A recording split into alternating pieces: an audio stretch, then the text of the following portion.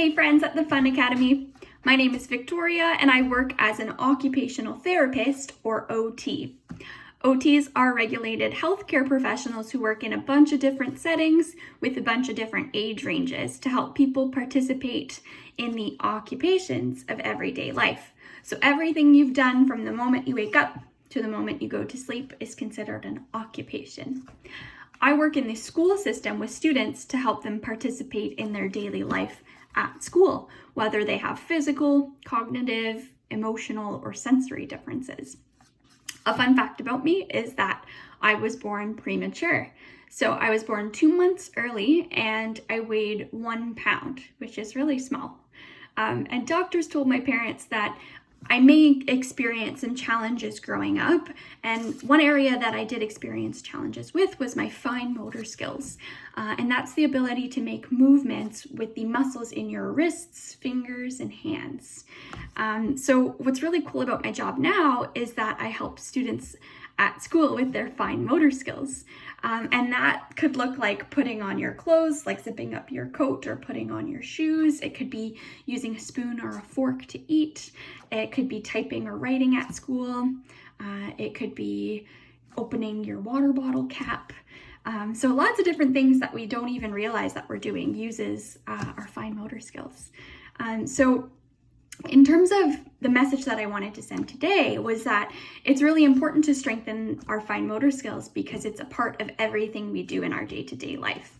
And it's important that we're able to have the strength and the dexterity, so the ability to move efficiently and quickly to do those things is a super important skill that maybe we don't always think about. So I have 10 activities. So if I look this way, I did type them out and I wanted to share them today. So some fine motor activities to strengthen those little muscles in your fingers and hands. Use pulling, pushing, or pinching motions. So the first is playing with Lego, and Lego is awesome. It's using those really small pieces to connect or pull apart and create something. So you're having fun while you're doing it. Using puzzles or pegboards is another great way to isolate those fine motor movements. Cooking or baking is a really awesome activity to do, and you get to eat the end result, which is always fun, whether you're stirring batter or you're cutting vegetables or you're rolling dough or kneading dough. And speaking of dough, Play-Doh or putty are great options. You can pull, you can squeeze, you can pinch, the possibilities are endless, and you can get creative with it so you can create things.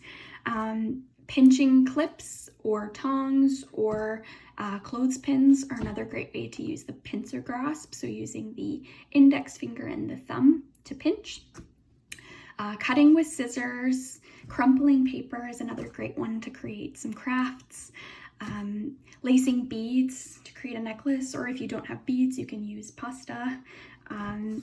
Playing cards, checkers, or coin games where, let's say you have to flip a piece, trying not to drag it to the edge of the table to have that little extra help. That's like the easy way out. We want to sort of make it a bit trickier and use that pincer grasp to really help us flip that card or that coin over.